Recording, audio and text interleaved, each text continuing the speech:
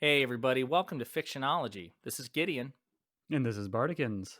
and we are coming to you on day 732 of the COVID quarantine, um, grappling with a really battered sense of optimism. We're doing our best to keep it strong, but it's It's failing. it's failing. Systems are failing. There's no question about it. We do not have a fully functional and operational sense of hope.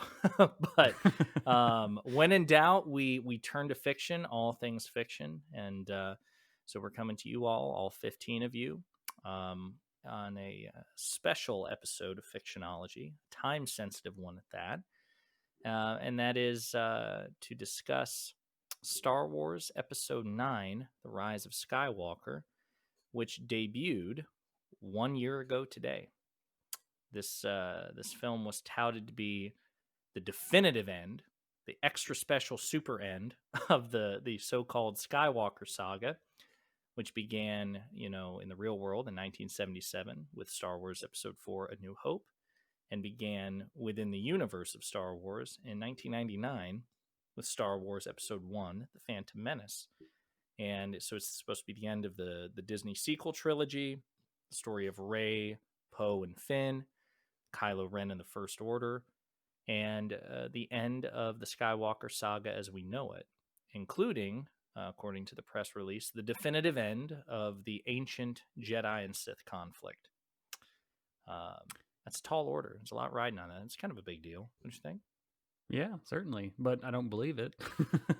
No, nor should you. I mean, Hollywood is Hollywood, and Disney, for all its power, is but a player, probably the single biggest player, but a player nonetheless in the epic unfolding drama that is Hollywood, and money talks. So I would not be surprised if after Disney wraps up the 45 as you say, the 45 shows they just announced on Disney Plus, I wouldn't be surprised if they reconsider turning back and adding a fourth trilogy to the Skywalker saga. Um, that would not surprise me at all. But Me either. at least for now, this is the end, supposedly, not of Star Wars, not even of the Star Wars film universe, but the story of Anakin Skywalker and his ilk. So I want to do a very brief recap of Star Wars Episode 9, The Rise of Skywalker, in terms of its premise. And then I thought maybe we would talk about the things that we liked and disliked, kind of have an organic conversation that way. Does that work for you? Sounds good to me. All right. Well, Star Wars Episode 9, The Rise of Skywalker, takes place, I believe, about 1 year after the events of Star Wars Episode 8, The Last Jedi. So Kylo Ren is now Supreme Leader of the First Order. The First Order is still trying to spread its control over the galaxy and reclaim the status of the Galactic Empire. The Resistance is rebuilding after Luke Skywalker's sacrifice. And Rey is basically having a crash course in the Jedi arts. Luke is dead, but she has Leia, Princess Leia, who's basically acting as her interim mentor. And she's trying to become a Jedi Master because I think she knows she's inevitably going to have to confront Kylo Ren again. And kind of thrown into this is a threat from the past. The Phantom Menace himself, Emperor Palpatine, aka Darth Sidious, has returned from the dead.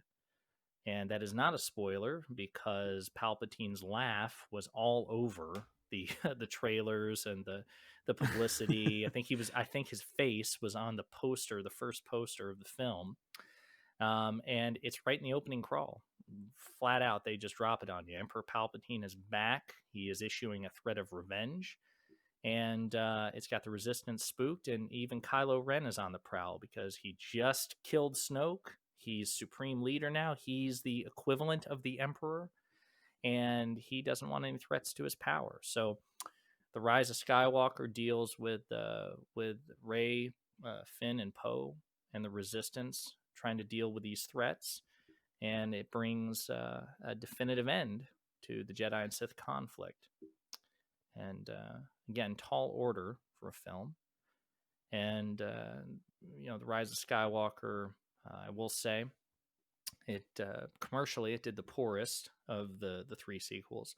The Force Awakens made $2 billion. It was unprecedented, which wasn't surprising because it was the first Star Wars movie in 10 years.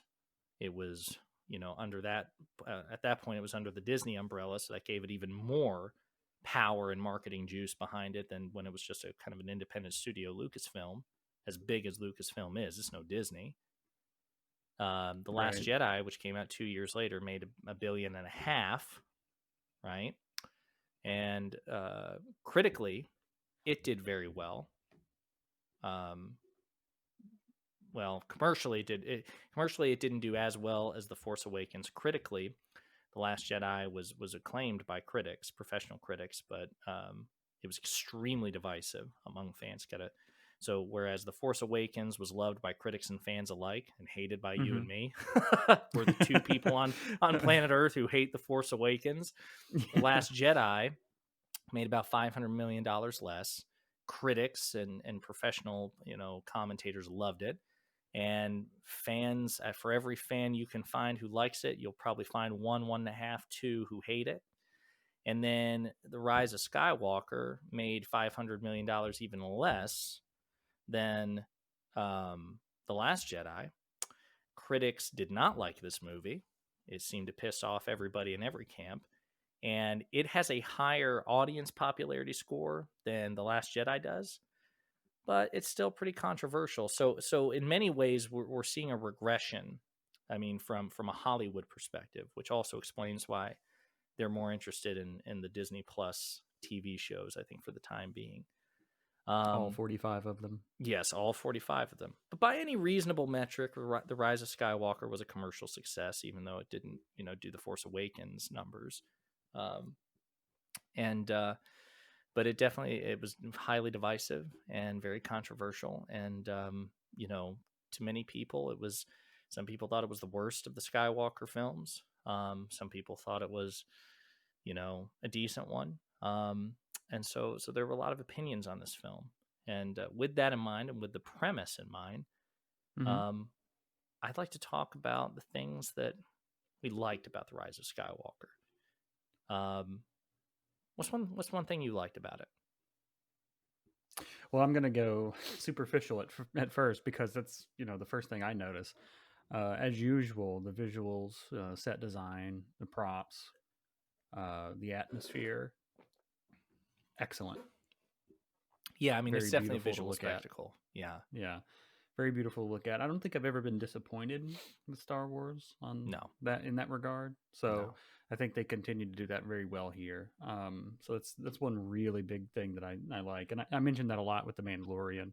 Sure. And it's the same here, but in a different way. It's not industrial here; it's more of the fantasy aspect here.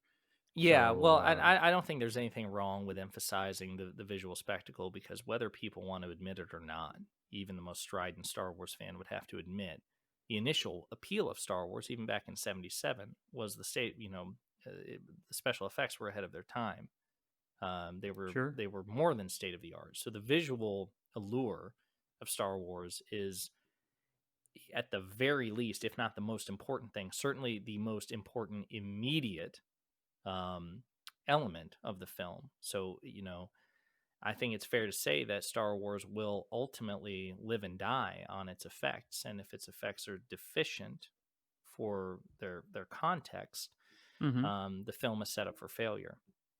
I agree with you. I mean, I think that JJ, love him or hate him, he definitely knows how to do spectacle well, much like George Lucas did. And the scale of things is blown out. I mean, this film really dials up the scale, at least with respect to Star Wars films. I mean, the fleet that shows up at the end was like 16,000 ships that show up. The Force lightning shenanigans that ensue with the Emperor. I mean, the Rise of Skywalker operates on a visual scale that is unprecedented for Star Wars, and that's saying something. And yeah, the effects were great, especially when you consider that the film had 6 fewer months of post-production work. I mean, their time scale was shortened by 6 months due to the departure of Colin Trevorrow, who was the original director of the film. He Mm-hmm. left, and they pulled in JJ. But by that time, and it had 6 months fewer production time. So to scramble all that together, that was a hell of a task, right? That was a tall And order. that's a lot of editing work, especially with stuff in the background that doesn't exist on the set, Right. And So you pulling it definitely together. see Mm-hmm. editing errors in this film. I will say, if you look closely enough, you will see sequences stitched together, and there being some like incongruity in certain sequences. The it's not quite as smooth as you would expect Star Wars to be. But for one reason or another, right or wrong, they would not push that that Christmas December 2019 um, release date, right? So Yeah. ultimately, um, creative considerations have to give way to fiscal policy, at least from a corporate perspective. So that was what was going on. That was the constraints. But I agree visually. It's Star Wars, right? I mean, I wouldn't. I don't know if I would say that it's the best looking Star Wars film I've ever seen or anything like that, but it holds its own reasonably well. Um, I liked, of course. I mean, for me, and this will be a thing that also shows up in the didn't like part, but the big pull for me was the Return of the Emperor, Ian McDiarmid. After the Force Awakens, which I loathed, and the Yeah. Last Jedi, which I liked a lot more than the Force Awakens, but was also underwhelmed by. I was pretty indifferent to what Episode 9 was supposed to be until I saw the first trailer, the teaser trailer, which ended with the Emperor's cackle. Luke says, as Rey looks out on the ruins of the second Death Star, you hear Luke say, "No one's ever really gone," and then the screen turns to black, and you hear the Emperor's cackle, and that instantly pulled me back in. I was a kid again. I was also a functioning adult again, but who's still, whose love for this character is certainly untarnished by age. The Emperor is a great villain. Ian McDiarmid does a great job. He's a fun villain. He's a successful villain. He's very effective, even within the context of the story. And I was excited to see him again. Yes, it was pure fan service. Yes, it was a cynical attempt to cash in on the appeal of this character, the popularity of this character. Even though he's no Darth Vader in terms of popularity, the Emperor is a beloved uh, member of the Star Wars pantheon. And the story should have never been designed in such a way that his presence was required as an attempt at course correction. I concede all of that, but that's not what happened. And so they were in a position where they're like, should we bring the Emperor back or not? And if you are in a position, in my opinion, in Star Wars, where you are forced to decide whether to bring back the Emperor, bring back the Emperor. I mean, you should never let it get to that point in the first place. It's like, do you want to bring back? Just hit the button. Right. Yeah. Just pull him out of cryo freeze. Yeah, and Ian McDiarmid was great. His involvement in the film was very controversial. A lot of fans loved it. A lot of fans, most everyone that I saw, even the negative reviews, said they loved the Emperor. They loved seeing the Emperor. They thought Ian McDiarmid was as good as he's ever been. But a lot of fans didn't like how he was brought back, or why he was brought back, or the fact that he had to be brought back in the first place. But I was happy to see him. He stole the show every time he was on screen, which was unfortunately not long enough. But I love seeing the Emperor. What about you? Yeah, no, I totally agree. I always like seeing Ian McDiarmid uh, do his work. Yeah, his ham and And the cheese. yeah, it's lovely. It's great, and Palpatine's awesome in the movie. The parts we get to see him as. Mm-hmm. Um, I also don't like him being there because it basically means that they had to bring him in there to do something. Mm-hmm. It's like what they had just wouldn't measure up. Right. So they had Yeah, to do there. something to kind of A fix. lot of people. I'll say this, Bartikins. Wonder what you think about this. A lot of people thought that. I shouldn't say a lot. There were many fans who thought, especially after the Last Jedi, that Kylo should have been the big bad in all this. And in the hands of a suitably bold and talented director and writer, I could see that potentially happening. But honestly, I think probability was not on their side simply because it was obvious they were going to try to redeem Kylo from the beginning. I don't think they were ever committed to the idea of having Kylo Ren, son of Han and Leia Solo, live and die as a villain.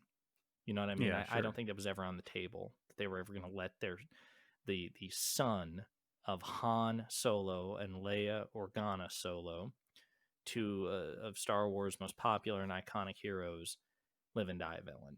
I don't think that was ever in the cards. And Yeah, I think, probably not. yeah, I mean, I think you could have done that, right? But I think that was going to run very contrary to the sensibilities of many fans and of Star Wars overall idea. So if they were going to redeem him, which I think was the starting premise, I don't think he could have made an effective villain if he was slated for redemption. They would have had to have made him irredeemable, in my view, to make him work as the big bad.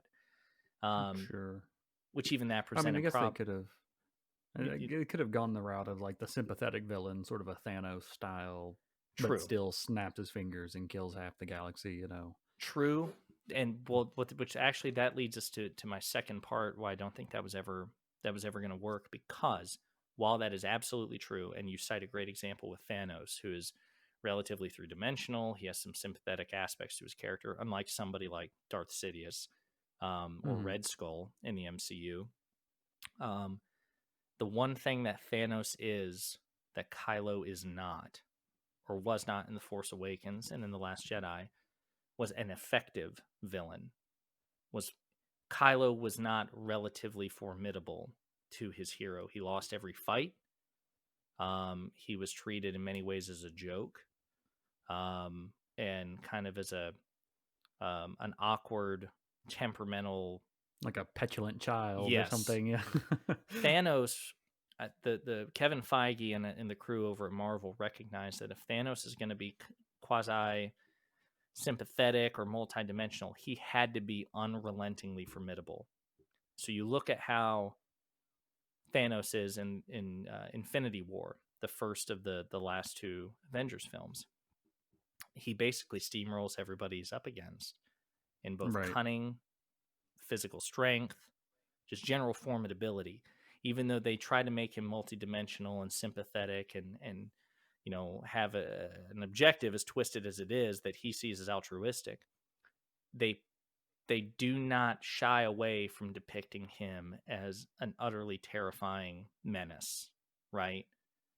And I don't think they did that sufficiently with Kylo in The Force Awakens and The Last Jedi.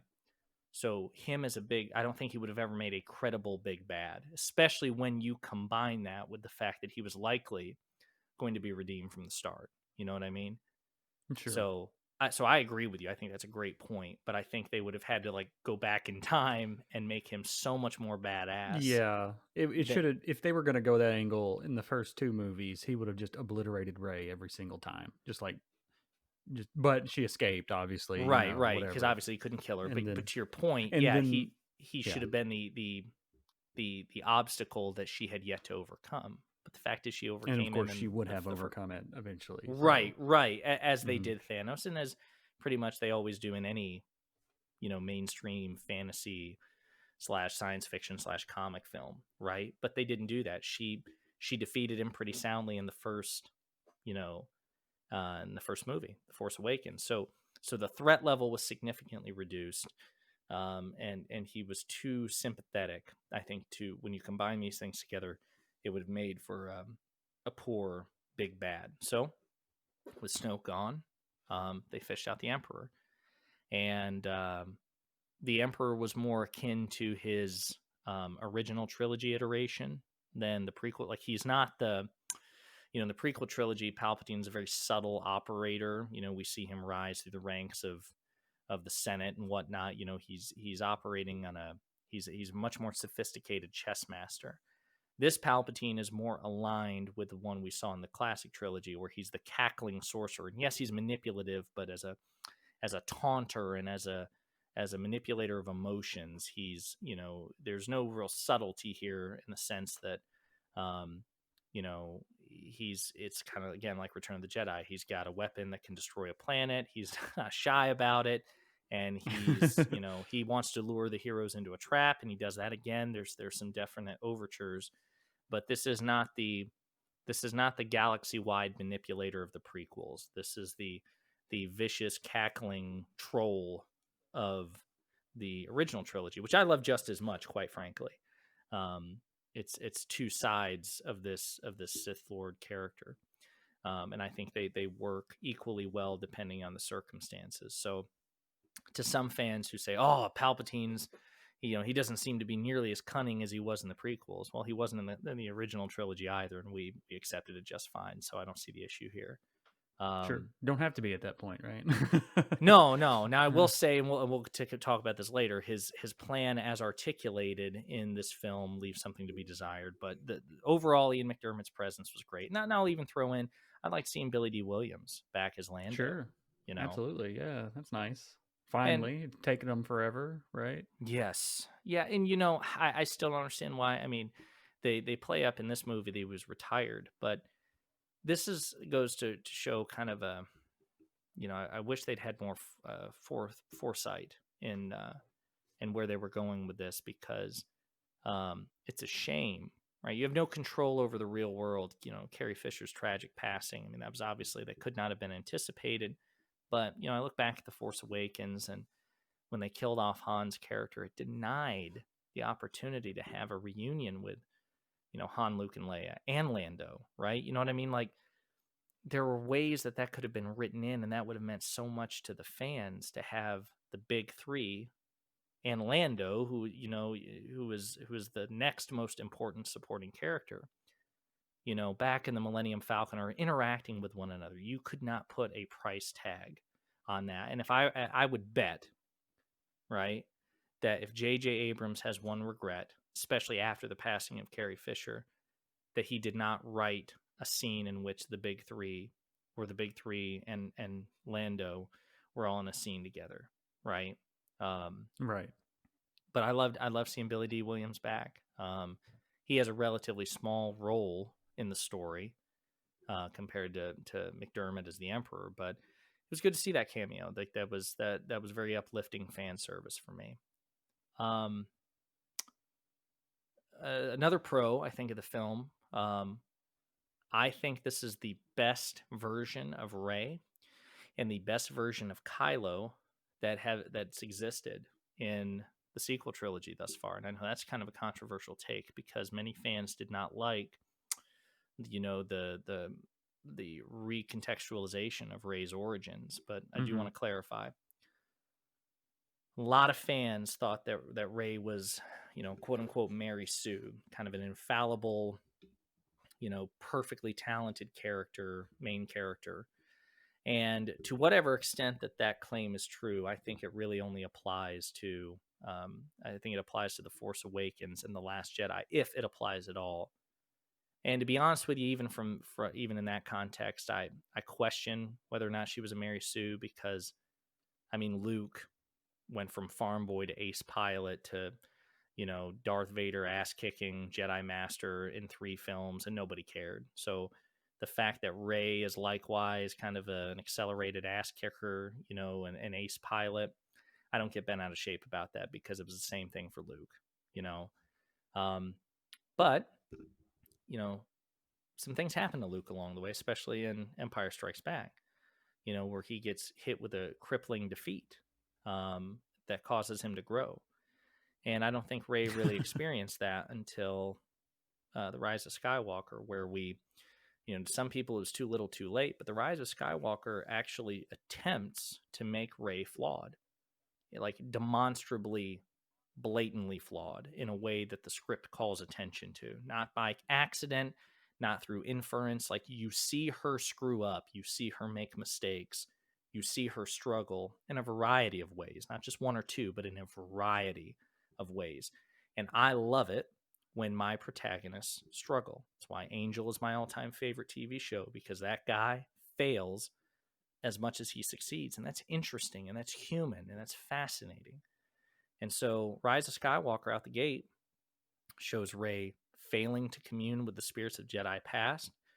She has to go through that training session, where she gets buzzed by a freaking, remote droid, like the kind that Luke sparred with in A New Hope. It zaps her multiple times. She gets pissed off. She goes on a rampage trying to hack the thing to death and nearly cripples BB-8. We see her, have that tug of war. Well, before that, she has that Force Skype meeting with the Force time call with Kylo, and he lures her into getting close enough so he can snatch the necklace off her neck to find her location. She fell for it. When he shows up in person, they have that tug of war over the ship they think Chewie's in. She loses the tug of war match, and in her rage unleashes Force lightning and thinks she kills a friend, right? As far as she knew at the time, she killed Chewie. Yeah. So right. she's furious, she's distraught, she hates herself. She exiles herself after learning her heritage. She thinks that she's got an appetite for darkness. She loses the fight with Kylo Ren, like their duel. She's on the back foot. She loses. She's about to be killed. And if not for Leia's intervention, which distracted Kylo, Rey would have died. She was disarmed. She lost. We haven't seen Rey actively lose a duel. That's huge, right? That is huge. She was outskilled. She was outfought. She was, she was overpowered. That's an important thing for Star Wars. I mean, Anakin Skywalker is the frickin' chosen one, who's supposed to be this messianic figure. He loses all the frickin' time, right? In the prequels, he loses to Obi-Wan. He loses to Count Dooku. He loses all throughout the Clone Wars. I mean, so failure is so good. It's so important for your main characters to get beat up. It's so important for them to get outsmarted. It's so important for them to experience true, crushing failure so they can grow from it. That's where the drama is. And you may argue it's a case of too little too late for Rey. Fair enough. But this film tries. She's no match for the Emperor. She has to rely on the support of her friends. I mean, so all of that, to me, I really appreciated as somebody who wants his main characters, to be flawed, to experience failure, to suffer setbacks. I like that. Did you notice that? Yeah. I think it's pretty important for failures, like you said, and I totally agree with everything you just said there, because maybe there were some big failures in the other movies, but they just weren't as noticeable, right? Not as tangible as the ones that came in Rise of Skywalker. And I think that it just makes it more three-dimensional, right? It makes it more interesting overall when you have characters that have flaws, because then they have to figure out ways to get around those flaws, right? Right. And that adds depth to their character, and then they grow and they can overcome some of those flaws or not, or they find some other way to deal with their issues, and that just ends up with a deeper, more interesting story than brute forcing your way through brick walls to get to the end. Right. And not exactly, and not treating the victory as though it were just simply a matter of time. Right. So we know in Star Wars movies, actually, with the exception of the prequels, ironically, but in your standard Star Wars movie, your standard fantasy movie, the hero's going to win. The hero's going to make it out. The villain's going to lose. But it's important that the script not treat it as a foregone conclusion. They have to try to sell you. They basically, I think, in my opinion, a skilled writer in this genre has to effectively look the audience in the eye and say, look, the main character is going to walk away from this at the end. They're going to make it out alive. But I need you to feel in the moment that that's not inevitable. They need to come up against people who are smarter than them. They need to come up against people who are stronger than them. You need to see them get their asses kicked. You need to see them outwitted. You need to see them suffer crippling, crushing, emotional, personal, moral failures, so that their victory, when it happens, is not treated as a foregone conclusion. Right. But by, but as the outcome of a determined person who is willing to grow and learn from their mistakes and get help when they can't succeed on their own, because that is something that I think most of us can relate to, as opposed to Absolutely. someone who just moonwalks through all their problems. And really the struggle is just getting from A to B. Like, I'm going to blitz through all this. This is no problem whatsoever. I just can't do it in less than 2 Well, hours. well, darn, I have to wait 10 minutes for the bus to get here. Right. It's Right. it's the difference between an in-depth story and one that could be told on a single sheet of paper, right? Right. Because ultimately you could fill a whole story with fluff, but in the you could it could all come down to just you know she wins. That's it, and Right. that'd be the same amount of enjoyment if your character has no flaws, right? Right. Right. If it's Right. inevitable and there's Eh, no suspense. Excuse me. no, I Mhm. think that's a great point. So to whatever extent, yeah, because some people may not. I've had conversations where people understand where I'm coming from, but think it's too little, too late with Rise of Skywalker, and that they tried to cram 3 films worth of failures, shortcomings, flaws, and setbacks into one film. I'm Mhm. completely open to that, but I will give it credit for trying, and I will give it credit for showing it to me on screen. Right. Now, the opposites with Kylo, and this is another plus for the film. I think Kylo is at his most formidable in this movie, even though he's ironically in some ways a subordinate. Again, you know, some people argued that this was a setback for Kylo, or a regression for Kylo, because at the end of the Last Jedi he killed Snoke, right? Which was an interesting thing, because again, I'm not a fan of Snoke. Andy Serkis is great, but Diet Palpatine is still Diet Palpatine, and if I want a Palpatine, I want the actual, the can of legit OG Palpatine, not the low calorie Yeah. diet version. I don't want that. So killing Snoke, I think, was a really cool thing for the Last Jedi to do, but it was also kind of a damned if you do, damned if you don't situation, because on the one hand, Kylo finally moved beyond his grandfather's shadow, because Vader never overthrew the Emperor. He threw him down, but he didn't, Haha. he didn't usurp him, right? So that was interesting. But, you know, for the reasons that we have discussed, Kylo was never going to be an effective big bad at this point. He just wasn't.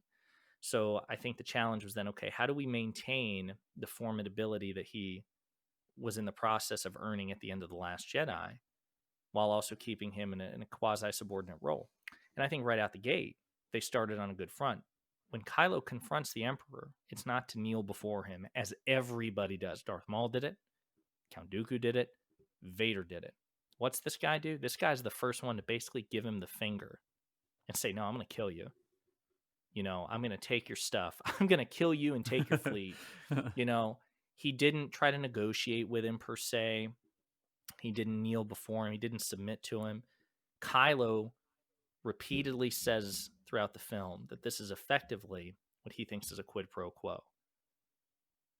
If he kills Rey, which he suggests it's not even his plans. He doesn't. I'm trying not to kill you. I don't want to kill you. I'm Palpatine wants you dead. That's not what I want. And join me, and we'll kill him together. And even in the meeting with the First Order Council, he talks about what he's going to do with the Sith fleet once he acquires it. So, unlike his grandfather, he is not this wounded puppy coming to his master's heel, cowering. He looks at Palpatine as an equal, looks him dead in the eye, and threatens him rather impotently with a lightsaber, right? But Mhm. he does it all the same. That's badass. We have not seen certainly in the Star Wars films, but we have not seen a dark side character effectively go up to the Emperor and give him the finger. The closest that And somebody's survive. right, exactly, and then leave the room. You know what I mean? Like, the closest has come to that is Darth Maul in the Clone Wars TV show, but even I then, was thinking about that, yeah. that was a measure of last resort. He was trying to avoid the Emperor's attention, and only fought him when he had no choice, when the Emperor brought the fight to him. But Kylo brings the fight to the Emperor, and not as a Jedi, but as a dark sider who's like, "You're not coming in on my turf. I'm the supreme leader. This is my galaxy. And yeah, it sounds like you've got some stuff I could use, So fine, I'll hear you out, but I'm not your lackey. That's badass. And that is commensurate with the guy. That is supreme leader energy. That's some SLE. That's supreme leader energy. And as we talked about, he won the fight with Rey. That's the first time he's won a fight with her. He dominated from start to finish. He's the dogged pursuer at every point. They're running in terror. They're barely a step ahead. He outwits her to get the necklace so he can figure out that she's on Pisana. Yeah. They have the great scene where she flees from him on a Star Destroyer after he reveals that Palpatine is her grandfather. So he's treated like a menace. The heroes run from him. They do their best not to fight him. And when he does fight, he's a step ahead. That's good Kylo. You know what I mean? This is the school shooter guy, because he gave off some major school shooter vibes, has matured into a villain that is evocative of his iconic grandfather, Yeah, without being a carbon copy. that's true. But he has not developed a taste for questions. No, he is not. No, he does not like to be questioned at all. That's another plus. I'm going to give that guy a plus right there. Admiral, I think the guy's name is Admiral Quinn or General Quinn. Mm-hmm. They use him interchangeably in Star Wars. Probably Commander, right? Everybody's a commander in Star Wars. Commander Quinn. It's Quinn. Yes. Of the First Order Council, being wise enough to question an alliance with the Sith. Like that sense of self-awareness and skepticism I actually appreciated. He's thinking, Mm-hmm. oh my God, what are these people doing? These guys are crazy. We don't want anything to do with them. This guy's Yeah, coming yeah. back from the dead. They're a bunch of weird Even robed cultists. it's like, what do they want from us in return? Which is a perfectly reasonable question. And he wasn't even being insubordinate when asking. I think it was a fair question. Like, okay, sir, we haven't seen the contract. What are we talking here? Okay, you kill the girl, but what else? What else is going on here? And then Kylo's like, no, and force chokes him. But I did like that guy. I like that guy. I like seeing a sense of dimensionality, I guess, to First Order / Imperial politics. And I guess continuing with the bad guy trail, I liked Allegiant General Pride, the new commander, or the new General Hux. I liked General Pride. Yeah, I agree. Hux was basically ruined in The Last Jedi. He fell to the beginning, the prank call. Remember that Poe had for him, where he talked about Hux's mother. Yeah, he became too much of a comic relief to be taken seriously after that. Correct. So you robbed your, what is effectively, until Palpatine was brought back, Hux was the secondary villain after Kylo. And if Kylo was slated for redemption, Hux had the opposite problem where, he was basically pure evil, cartoonishly evil, which is fine, but he was a joke. Nobody took him seriously. So there again, you were deficient in the villain department, which made it inevitable that you had to replace these people with more menacing figures. So General Pride is like a Peter Cushing throwback. This guy has Grand Moff Tarkin written all over him. He's cold, he's serious, he's no nonsense. He has that great scene where he realizes Hux is the spy and just shoots him in the face. Remember? Like, that's just... Oh, yeah. Well, yeah, he just... was he even looking at him? I think he just grabbed the gun and he shot did. He him, grabbed the didn't he? gun and kind of just like turn around real quick drew, and shot Hux in the chest. Yeah, And he's I like, remember I that, see. yeah. Get me the Supreme Leader. Grabs the gun, kills him.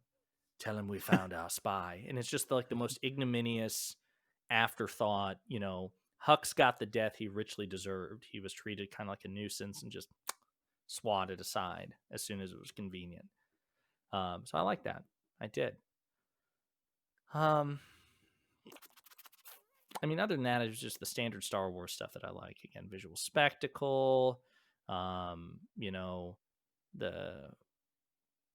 acting, Adam Driver's great. Daisy Ridley is great. I think that Daisy Ridley got to show off her chops even more. She expressed regret and fear. When she was confronting the Emperor, she did some great facial acting, like nonverbal acting. Adam Driver was as interesting as he's ever been.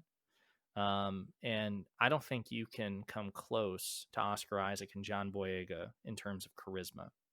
These guys just exude, a certain type of charisma. And so I guess the last thing I'll say on the pro side that jumps immediately to mind is I think they did the best they could with Carrie Fisher and Oh yeah, with how they yeah. used Leia, Unfortunate situation. Yeah. right, that they had absolutely no control over, and you can't see that coming. And but I understand why they just didn't want to kill Leia in the opening crawl. You know what I mean?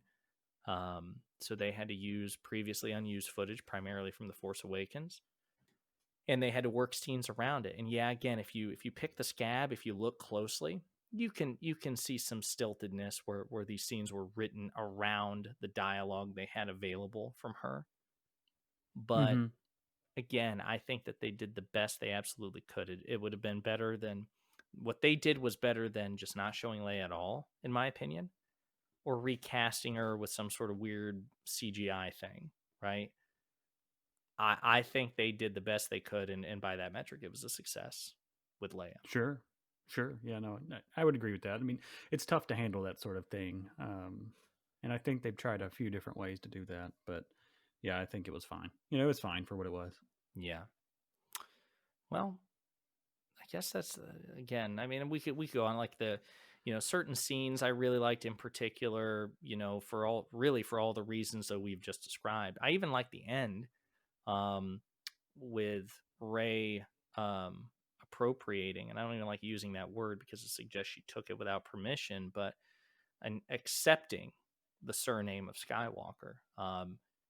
You know, as I mean, I can personally relate to that in the sense of my sister, one of my sisters, um, is not my father's by blood, right? And there was never a You're right. formal Right. adoption process, you know, but family, you do choose family. Kin, blood kin, you obviously don't choose, right? I mean, that's a product of cosmic accident. You don't choose your blood relations, but you can choose your family. 100% believe that. So Absolutely. I like the fact that she took on that mantle as their heir. I think that sends a strong message, amidst some of the others that people may not like. I think that's one positive to come out of it. And then I guess the film wasn't boring, unlike No, it really wasn't. I think that's the biggest pro you can give outside of, if you just ignore that it's a Star Wars film and you're a Star Wars fan and all of that. right, It was an enjoyable film to watch, right? right. So It it was was not something you could boring. sit down and be entertained. You will Hmm. not lose sleep. You won't fall asleep. Excuse me, rather. It is. It You was. may lose sleep if you're into certain things, but Yes, yeah. If you're trying to fall asleep, this is probably not the film to watch because there's too much going on. and you But can't just yes, listen to it in the background because you'll miss a lot because it just moves so fast. But yeah, correct. uh, but Yes. yeah, I mean, overall, I think it was an okay film. Right, it was fun to watch. I didn't like some of the story, stuff that was in there. I didn't like how Hmm. fast it moved. But we'll get into that. But Yeah. overall, it was something that I think I watched at least 2 times. Right. Um, and I would probably turn on again just to have Star Wars on in the background or something. Um, Yeah. Yeah, I can completely empathize with that. I think it is the most watchable of the three sequels, not because it's the best edited, not because it's the most ambitious, but because it's the most consistently entertaining from start to sure, finish. I agree. And so yeah, it's the one I've seen the most. Is the one I'd watch again the soonest, and it's just the most consistently entertaining.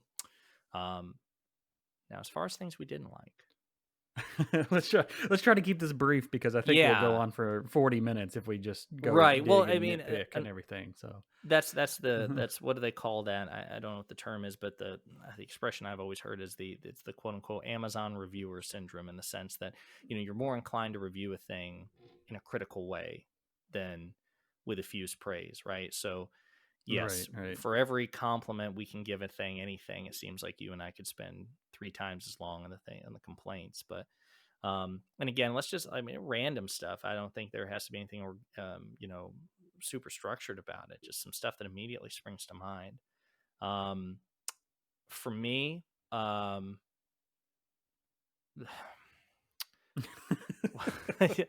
okay, for me, just pull something from the hat. Just pull something from the hat. well, We'll go okay, with again, that. the first scene I didn't like. Mm-hmm. I loved. I mean, the confrontation between Kylo and the Emperor, that was great. That was the Emperor was creepy. It was well shot, but the opening crawl was goofy. Right, the dead speak. They were going. They said for like a 1930s pulpy vibe, and Lucas says that that's what he was going for when he created A New Hope. He was going for the Flash Gordon serial thing. So yeah, I'll buy it, but just to dump the Emperor being alive as a thing that people knew about before the film, they did a disservice to the fans by robbing us of the characters, of everyone learning this, in the film, because they didn't learn in the film. They get confirmation that it's the Emperor, but the initial announcement where he announces himself for whatever reason, where he accidentally sends out that mass text like, "Hey guys, I'm alive," and then tries to recall it frantically, but it's too late. So Yeah. then he tries to own it with a follow up message. "I meant to send that on purpose." you know, I think that was a creative error. I think that we should have gotten all of that in the film if that's the direction you want to go in. I didn't like the slow motion part that happened right after the opening crawl, where Kylo Ren is just randomly cutting people down on Mustafar in slow motion, which is presumably like a hobby of his. Like, hey, it's Thursday. What are you doing? Well, I'm going to play racquetball. What are you doing? Well, I'm going to go cut some people down on a random lava planet. We want to grab lunch afterwards. Yeah, let's do that. And then Kylo goes off and just randomly cuts people down in slow motion. Didn't like that. And that actually leads into one of the bigger issues, which is the overall, again, due to the truncated time, a lot of these Yeah. scenes were stitched together, like that sequence was supposed to be a lot longer. Yeah. And they truncated it right before release. But I did not like that. I liked it when it picked up at Exegol, but I did not like that opening prelude scene. It's almost like in some of the, I guess some of the scenes, like they just filmed 35 minutes of something and then kind of picked what they needed out of it and Yeah, wrote stitched the it together. story into that, Yeah, they picked minute 1, So, minute 7, and minute 33, and just now I think accordioned them. there's probably some cool way to use slow motion to show like a physical manifestation of how a force wielder fights, to kind of like use that as a tool to show how fast like Jedi and Sith Yeah, if actually they wanted to are. do, yeah, no, But I agree. I know, because you see it on the CW shows like The Flash all the time. Like a character will start moving fast, right, and then like for like 2 seconds, it shows him in slow motion beating the crap out of people, and then it cuts back to real time again, and then it slow mo's again. Like if they'd done like this zipping of in and out of time, slow motion, quick speed, slow motion, I think that might. I think were ways to get it done right, but just like this protracted yeah, slow it kind of seemed motions. Yeah.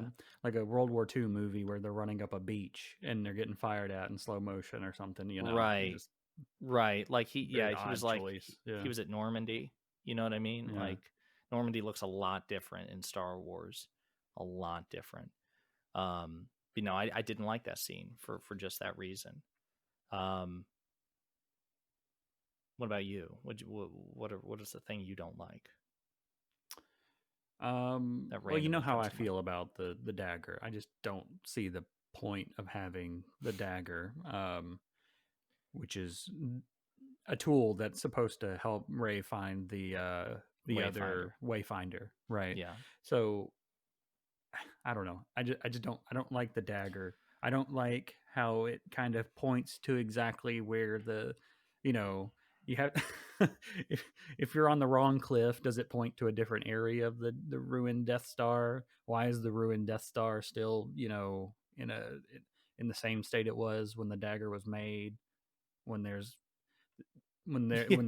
when you see the ocean there is extraordinarily violent. Right. Um and so it's just, that is one thing I just don't care for. I Yeah, think you could have replaced it with pretty much anything, any other sort of like a cliche. compass. any other cliche like here's a map to this thing you need, and it would Right. have probably worked just as well, if not better. Y- Um, Yeah. Okay. So in theory, if you conceive of this movie as it's trying to harken back to the A New Hope adventure with the three protagonists running together on this adventure from A, B to C to D to whatever, but they're all effectively together. I like that. And I like the idea of I'm okay with there being idea of a quest involved. We need to go here to sure, get here to get here. absolutely, But yeah, when you get into the specifics, first off, the dagger felt more like Indiana Jones than anything, which is not inherently a problem, but it does not immediately jump out as a Star Wars element.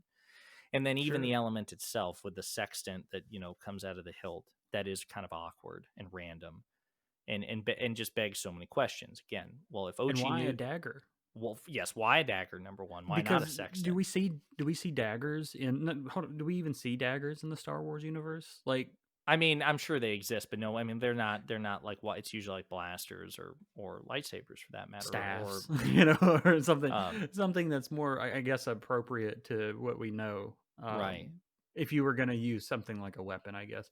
And I right. get the dagger served a purpose in that it was used to kill Rey's parents or Yeah, whatever, and but and and while you were saying that, that was what I was thinking too. Like, I don't know if they were attempting, like, well, okay, we want there to be some sort of like emotional heft to this thing, so we wanted to be the weapon which killed her parents. Um,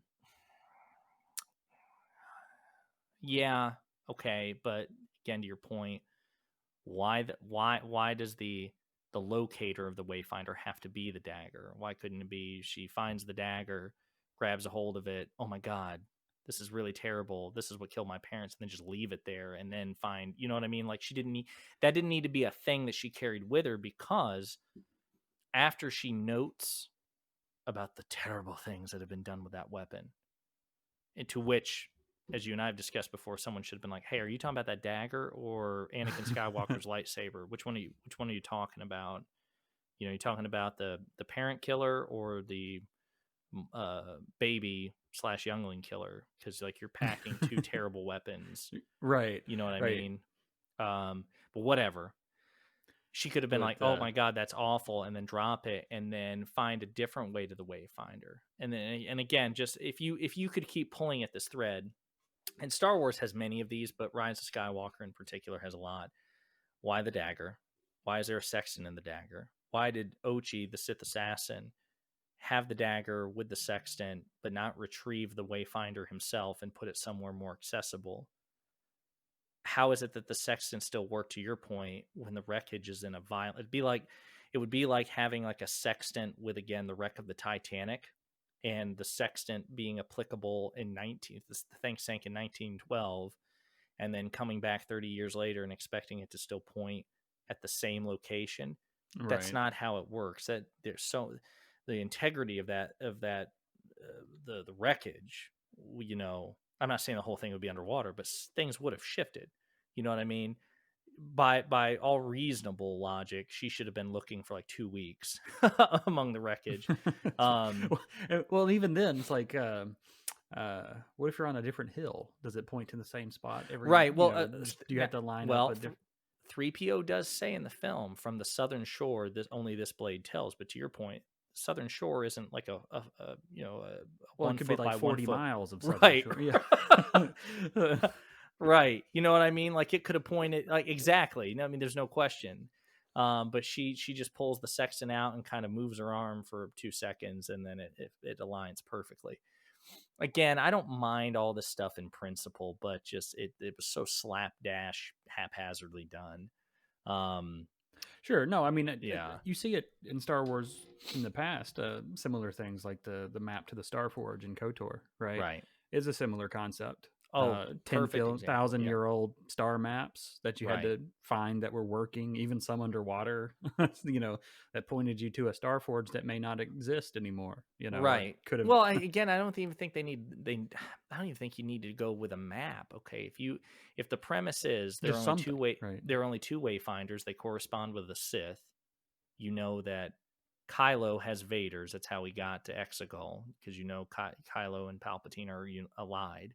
So they need to find the Emperor's Wayfinder. Okay, well, it can probably one of two places, either the palace on Coruscant, or where was the last place the Emperor was? Death Star. And presumably they would know that the Death Star had wreckage, right? Because, I mean, nobody's surprised to see it.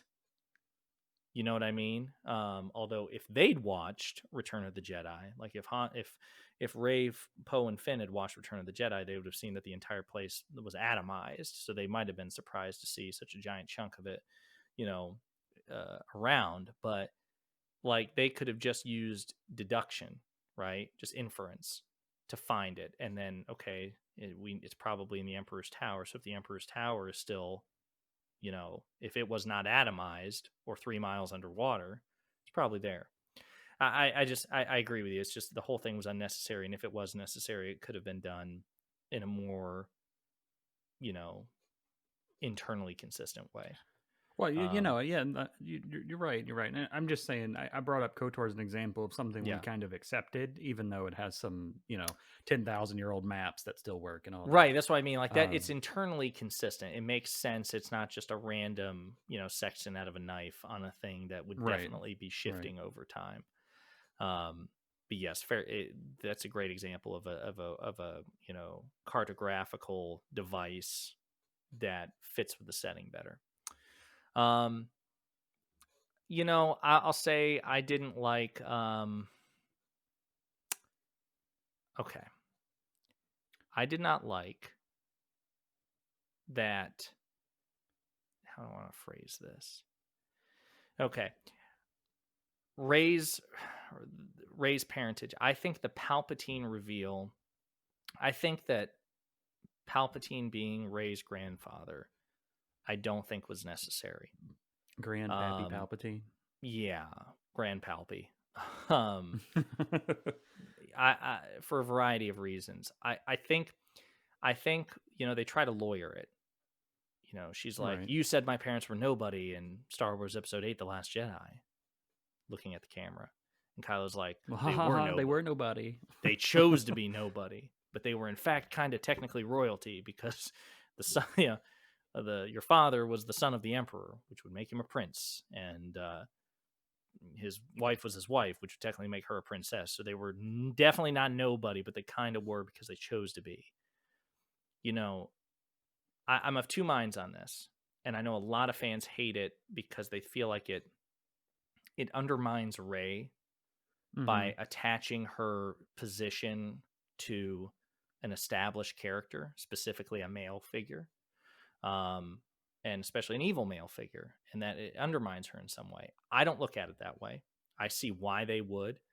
I don't have a problem with Rey having, in a vacuum, I don't have a problem with Rey being tethered in the sense like of her lineage to a powerful Force family, a powerful Force grandparent, even a bad one. Sure. What I don't like is that it technically contradicts, in my opinion, it spiritually contradicts the previous film. And I just don't like that disconnect. I wish they'd had a better vision for what they wanted. I don't like it when films contradict themselves, because it breaks the suspension of disbelief, right? You could say, well, we didn't contradict The Last Jedi because her parents are nobody. Nobody said anything about her grandfather. But I would argue that that's a spiritual, thematic contradiction of what The Last Jedi was supposed to be. They clearly meant not just her parents, but she was not tied to anybody famous. She had, right. So I don't like that. Now, I will say,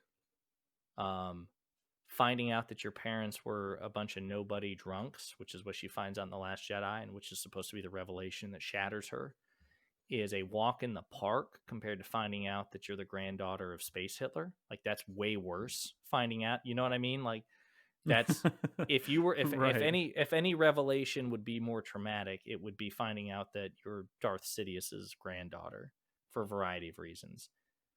How did this happen? If you know what I mean, like how did this happen? That's a traumatic line of inquiry.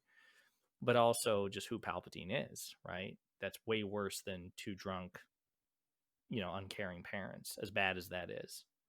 Palpatine's worse. So it kind of works dramatically, but it also kind of doesn't too, because she also has no relationship with the Emperor. The Emperor's shadow isn't really felt in The Force Awakens and The Last Jedi. He's mentioned by name by Luke in The Last Jedi, but they kind of breeze right past it.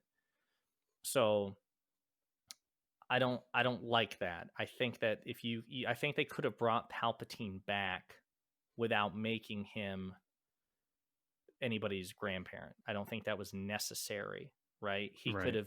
He already had a connection technically through Kylo by being the puppet master behind Snoke.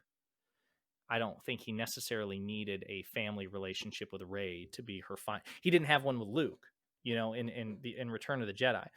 The Palpatine Luke Vader scenes in Return of the Jedi are the best ones in the movie, and arguably the best ones in the saga. And he had no relationship with Luke other than being Luke's father's boss, So I don't think it would Right. have been necessary for Rey and Palpatine to have a direct connection, other than that he is the primary obstacle she'll ultimately have to overcome to save her friends, just like Luke. So I'll be honest with you, when she's like, "You're his granddaughter, you're a Palpatine." Every time they say a Palpatine, I flinch. I don't like that line. It's just very cringy. You know what I mean? It's just very awkward. Um, you know, so I did not like that decision for the reasons I described. Yeah, I could see that for sure. Um, Yeah, yeah, it, it's whatever to me. I didn't really like it either, but at the same time, you know, it's whatever. But uh, I I have a really something that I really didn't like, and this one's not really I guess a big deal, but it ends up being a big deal in the movie. mm-hmm. Um, and this is we make a joke about the Star Destroyers and the antenna, Yes.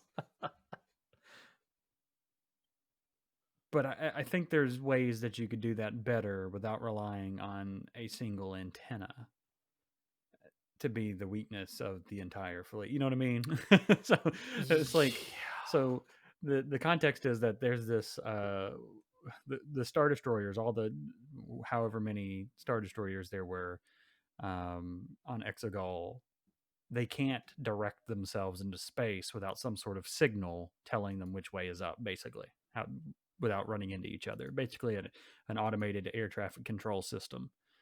Um, there's one on Exegol, and also we find out the flagship has one. Right. And the Resistance target that as the main weakness of the fleet, because without it, they won't be able to safely exit the atmosphere without risking destroying each other in the process or finding out which way space is. Yeah. Um, Yeah. I have an issue with that. Yeah. There's so many issues with that. You could have made it, you could have done it in a way where not an antenna, but they did need some sort of guidance or something to get out.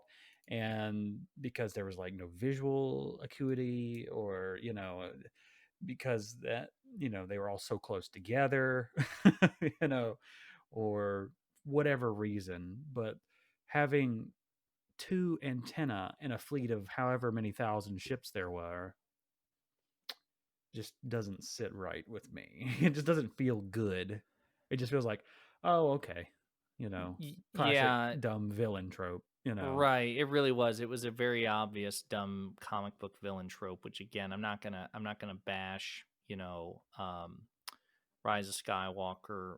Like, it is a problem. I do want to discuss it. The reason I don't like flip the table in rage, and why I'm sure you don't either, is because it's a common trope. So I'm Sure, almost used sure. to it, but it was unnecessary, right? Because to your point, even internally, we've we we've never there's never I don't mind new movies introducing new elements, right? But we've never seen or had issues with Star Destroyers or any sort of capital ship needing special guidance to get off a planet or out of a dock And they mention, Exegol is different, magnetic disturbances, gravity, whatever, but we don't see any of that stuff. We don't, other than the red nebula that you have to drive through, that you have to fly through to get to Exegol.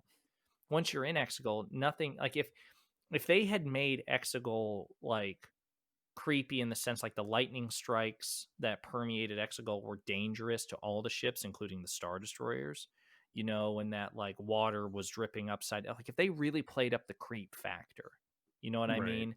Like kind of like Castle Dracula and Bram Stoker's Dracula, where, space and time behave differently there. And it's just like this really eldritch, creepy world. And so they need extra assistance. That could have worked, but they didn't do that. They just kind of they just like listed out a bunch of sentence fragments, rogue magnetospheres, gravity wells, ionic atmosphere. Like they said these things that and didn't actually put the connection together, other than just, hey, for some reason these ships need special assistance. And that was weird. And again, to your point, okay, there's a single antenna on the ground, and then General Pride's First Order flagship has a similar antenna.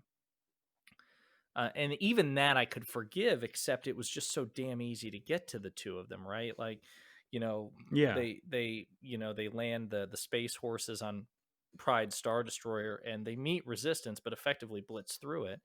And With it their just horses, I might add. right. And so it felt not only very awkward and very ham-fisted, but also like getting like the fleet was effectively screwed until the Emperor attacked the resistance fleet with force lightning. I mean, they'd gotten to Pride's antenna and knocked it out like minutes before, and the only thing that stopped the resistance, I think, right then and there, was when the Emperor himself got involved and he disabled the resistance fleet. So it was such a glaring weakness that didn't make any internal sense. And the reasons that were offered were half-hearted reasons that could have been expounded on a lot more to be persuasive. Right. And even then, okay, so it's not just the antenna. It was two problems. It was the antenna, and also the Star Destroyers for some reason couldn't deploy their shields while they were in Exegol's atmosphere. And which also begged the question, with these two glaring weaknesses in mind, if you remember, because we laugh about it, the Star Destroyer ships don't even start to elevate to what they call deployment altitude until Rey gets there. Why was the fleet not already deployed? Like I get the idea that it was kind of a retread of the Battle of Endor, in the sense that the Emperor had instead of the Death Star, he had 10,000 little Death Stars and those Star Destroyers, and he was luring Rey and the Resistance fleet to him. Fine, makes sense. That's standard Palpatine. It's consistent with his strategies, and it's a reasonably logical stratagem, right? Rather than go through across a galaxy and lure them to you, use them as emotional leverage for Rey, and pick them off. But why were they not already deployed beyond the atmosphere? They could still be above the planet, just be out of the atmosphere, so that by the time the resistance does show up, then the trap is actually effective and it's not a 50-50 split. You know what I mean? Not only are they out of the atmosphere, so the antenna is superfluous, but their shields are deployed. There was no reason for that to be the case, right? Even Endor was made more sense. It was bait, but it was protected by a functioning shield generator, which presented a first obstacle. And there was an Imperial fleet deployed there. Like the trap was more compelling in Return of the Jedi than it was in Rise of Skywalker. And the reason it wasn't in Rise of Skywalker is because JJ and Chris effectively stacked the deck so far in the Emperor's favor with 10,000 planet-killing Star Destroyers that they had, I think someone at the very end, like 5 days before it was supposed to edit post-production, they were like, JJ, this isn't going to work. This doesn't work on paper. We've written a scenario where the bad guy's going to win this. Oh, shit, that we can't do that. They need a magic antenna and their shields can't deploy. Why? Just write some sentence fragments in there. Rogue magnetosphere, gravity wells, ionic atmosphere, you know, gravitational disturbances. Yeah, but we don't see any of that in the film. Don't worry about it. It's fine. Like that was it was lazy Don't and worry about it. rushed, Yeah, right. Um, so I completely agree with you there. And why the 16-hour deadline? Like he's like apparently I in didn't six. even know about that. Honestly. Yeah, it's blitzed through pretty quickly in the dialogue. The emperor apparently issues a threat. I mean, we don't hear him do it. We hear we hear the rebels. I think it's Poe who mentions it. In 16 hours, attacks begin on all free worlds.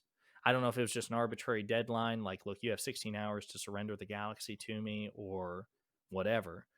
Um, but yeah, it's just very strange. And in fact, Bartikins, now I'm thinking about it. Remember, one of the ships actually gets out to destroy Kajimi.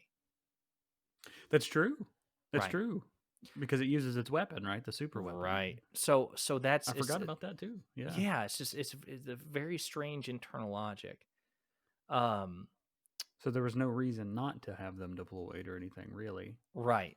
Again, have them over Exegol, have them ready to, but have them be in the most optimal position to both continue to serve as your trap while also protecting themselves. Right. So Right. it's they're very strange. I did not like I did not like some of the cosmological implications of the Rise of Skywalker. In the sense, like, Such okay, as. well, I'm glad you asked. Some people were very upset by the Rise of Skywalker bringing back the Emperor because they thought it cheapened the original trilogy and the prequel trilogy.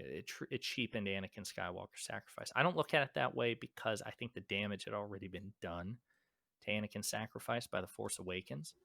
The Force Awakens basically brought the Empire back anyway in the form of the First Order. Snoke was effectively Palpatine. Kylo was effectively Vader. Luke's new Jedi Order was defunct. The New Republic effectively didn't exist. It was just a resistance, which is a synonym of the rebellion. So it was basically a reboot anyway. They Right. reset the clock. Anakin's sacrifice, as far as I was concerned, was already gone. The way I've described it is I think the Rise of Skywalker pissed on the ashes of the house that the Force Awakens burned down. So I'm not going to put all that. Bringing back Palpatine at this point to me did absolutely nothing other than, give us Ian McDermott again. Now, had that been done in a vacuum, Yeah, I would have had a basically. huge issue with it, Mm-hmm. right? But I don't think in this context that criticism is fair.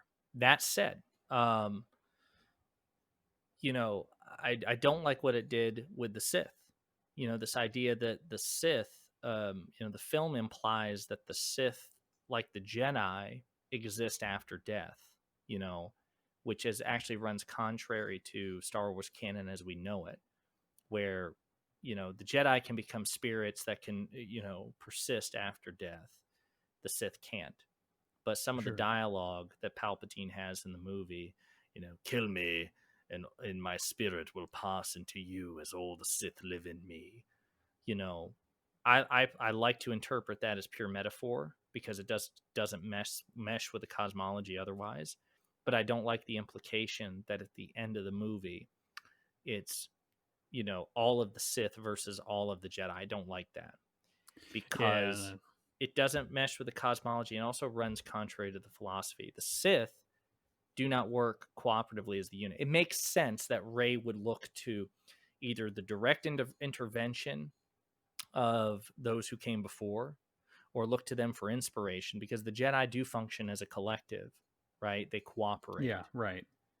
They don't stand alone. The Sith ultimately stand alone because they're totally out for themselves. So I think it would have been more effective to have the Emperor alone and just he's relying totally on his own wits, his own power, but ultimately kind of like Voldemort and Sauron and whoever, they ultimately they're alone. They're by themselves. And they're up against an opponent who, is Legion, in the sense that like, the heroes will always band together, right? When the push comes to shove. Right. I didn't like the implication that it was basically two avatars of the Jedi and Sith. That works. I think you can make that work for Jedi. I don't think you can make that work for Sith. Yeah, I kind of agree with you there, especially with the contentious history of the Sith, right? Right. The rule of two and everything. You can go really in depth with that. So, Right. Yeah. Now it could just be a pure metaphor, right? Literally, because he's the only Sith, Right. right? Right. And He is that all the that Sith. right. He yes, technically because the Sith are one and he is one, and so Now, to be fair, I think his acolytes in the background were probably pretty upset hearing that because they thought, they were his biggest fan. They thought they were part of the club too. oh my gosh, yeah, the what do you call it, Monday Night Sith Bowl or something like that. Yeah, the attendees for Monday Night Sith Ball. Yeah, Yeah. And, who are just totally destroyed at the end. I mean, they're minding their own business. They're watching the show. They brought their kids. And when the Emperor is destroyed, they are not only killed, but brutally killed. Like flung from the walls or crushed beneath debris, annihilated. That was, that was something, to be sure. I will say too, when it comes to that, Return of the Jedi, and this goes back to the sequel trilogy as a whole.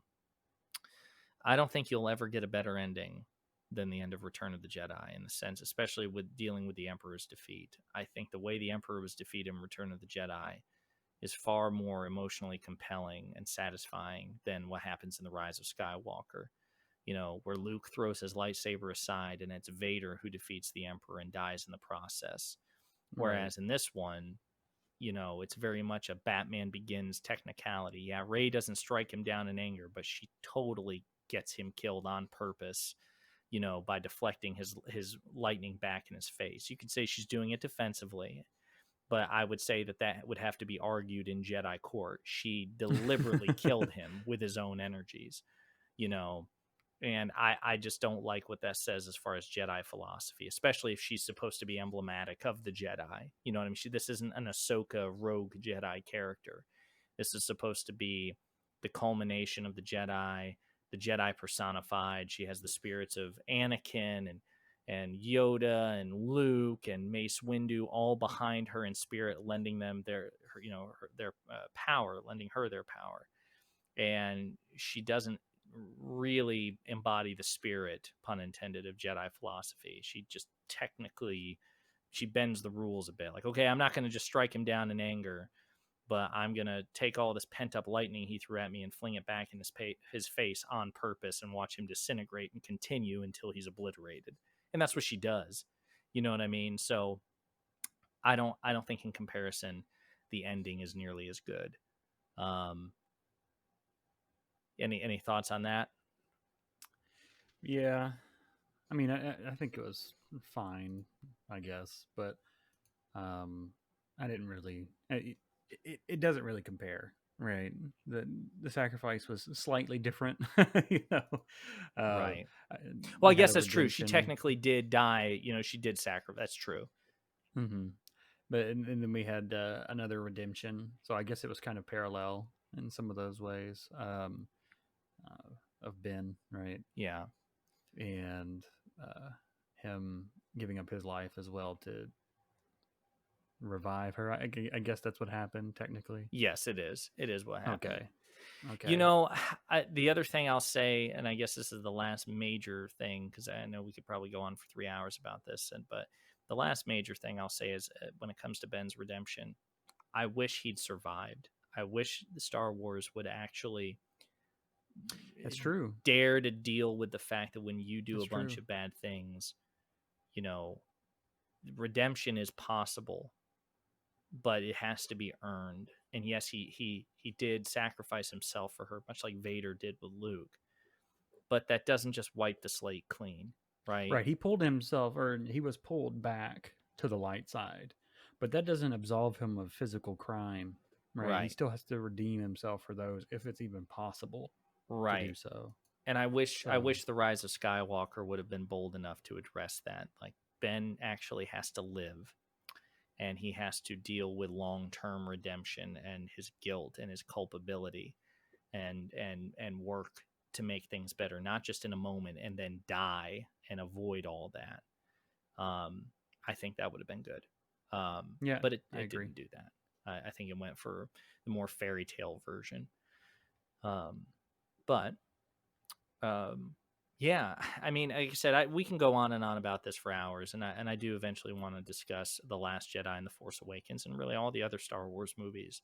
And so I don't want to get too far in the weeds. I'll just simply say this: the Rise of Skywalker for me was I often refer to it as a dumpster fire, and I mean it. But like fires, there is a warmth to it. I appreciate what they tried to do under the time constraints they had.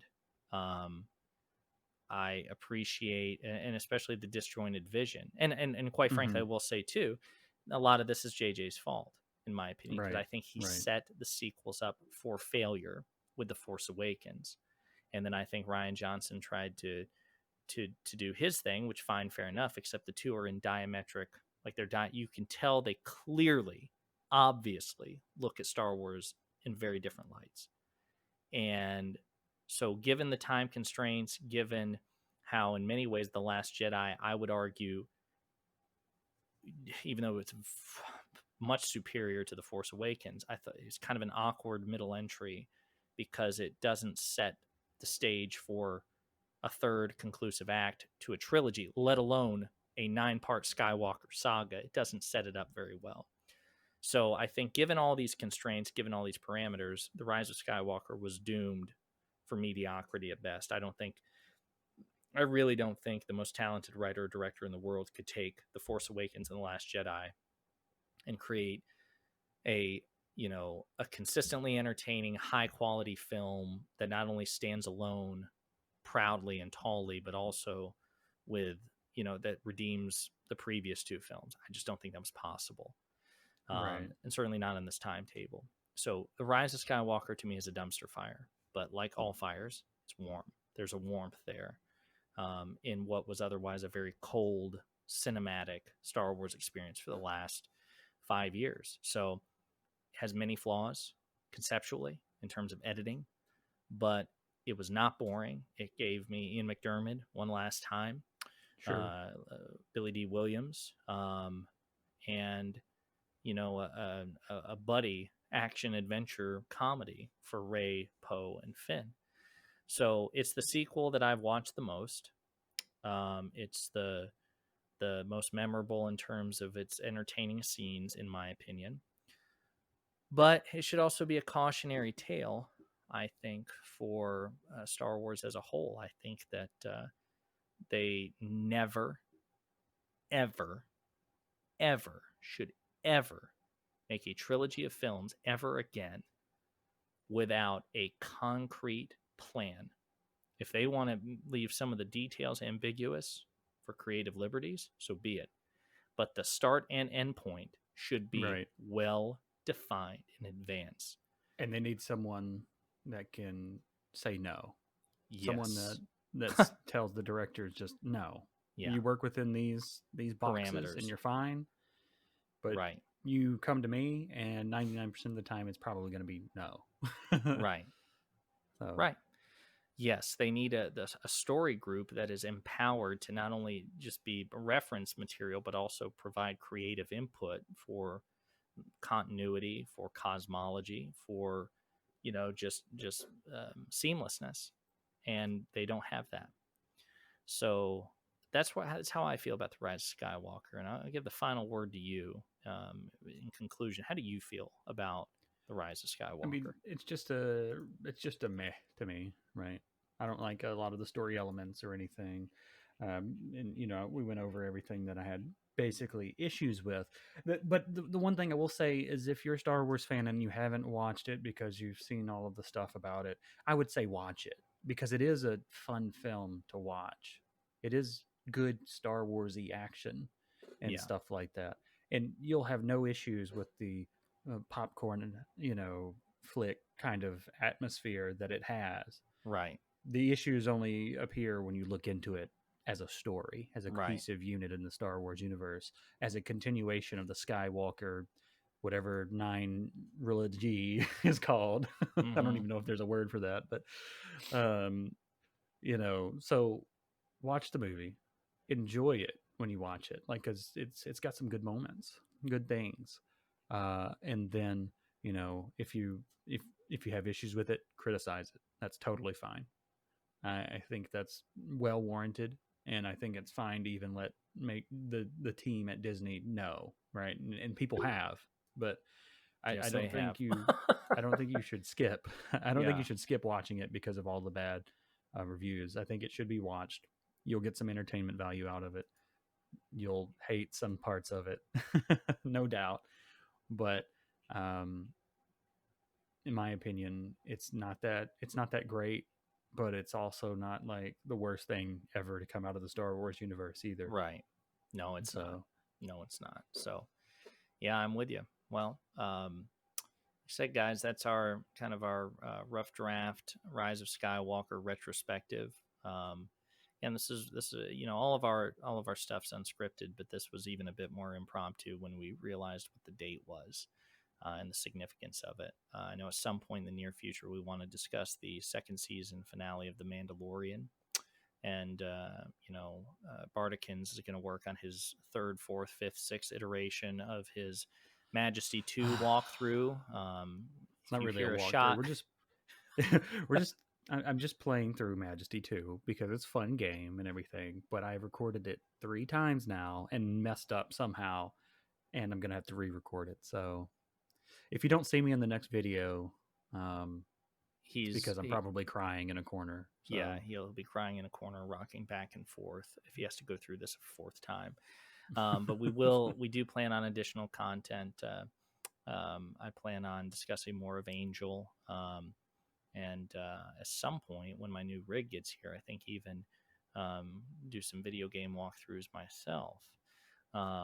But as always, we appreciate your support. If you feel inclined, like and subscribe. It'd be deeply appreciated. Any feedback, we'd love to hear your thoughts. You agree with us? You think we got it absolutely wrong? By all means, we do not shy away from criticism. We would be interested even in engaging, in discussion about this. So give us your sure. thoughts. We appreciate your support. And Bardikins, I don't have anything else. You? Nope, I'm good. Okay. Well, ladies and gentlemen, everybody, we really appreciate the support, and we'll see you on the next episode of Fictionology. This is Gideon and Bardikins signing off. Have a good night. See you on the next one.